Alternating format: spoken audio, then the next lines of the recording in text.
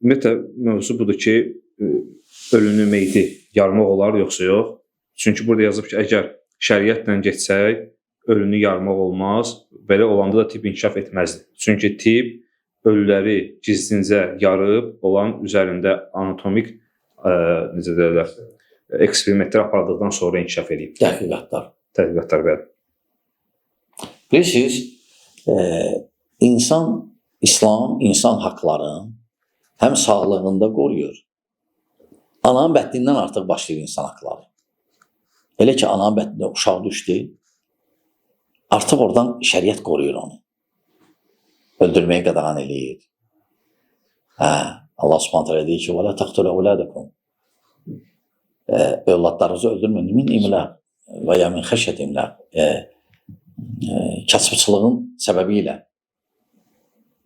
Sonra dünyaya gələndə uşaq kimi qoruyur, onu sayır, əqiq deyib kəsir. O onu saymaqdır.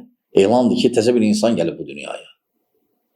Sonra onu müəyyən bir mərhələyə ayrıca baxır, sonra cavanlığına diqqət eləyib, valideyn münasibətləri, sonra özü valideyn olub, ona aid olan əhkamlar, orta yaşlar, kişi ayrı, qadın ayrı, qadına daha çox diqqətdir, daha çox hörmətdir dində, qorumaqdır.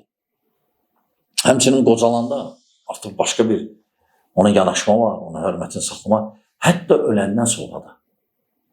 Öləndən sonra da Peyğəmbər sallallahu aleyhi ve sellem deyib ki, qəbristanlığa girəndə nəllərinizi çıxardın, ayaqqabılarınızı. Ne üçün? İndi düz deyir, bizdə palçıq və s. Yəni, məqsəd nədir? Məqsəd. Birdən kiminsə qəbrini tapdalayarsın, insan qəbrini. İnsan hörməti hətta öləndən sonra saxlanılır. Aydındır, düzdür, çıxartmamaq olar. Amma ehtiyatlı ol.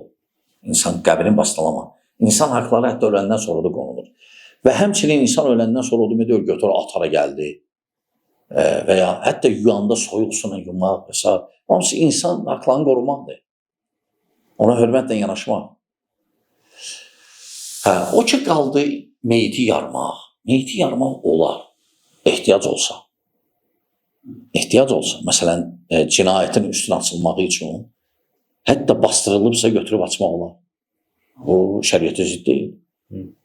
Və ya məsələn, nədənsə ölüb, zəhərlənmə və s. Nədənsə ölüb məsələn, yarıb axtarmaq xəstəliyi və ya hansısa bir virus yayılır, ehtiyac varsa, o mütləq şəkildə qadağan deyil o. Yəni, şəriətə elə başa düşməsinlər. Və ümumiyyətlə, əsas elmlər ki var, həm tibb və s. Hamısı müsəlmanlar qoyur. Hamısının banitçiləri müsəlmanlardır. Bu da dinlərindən gəlir. Çünki İslam dini elmə həvəsləndirir. Cəhaləti xoşlamır. Bəli.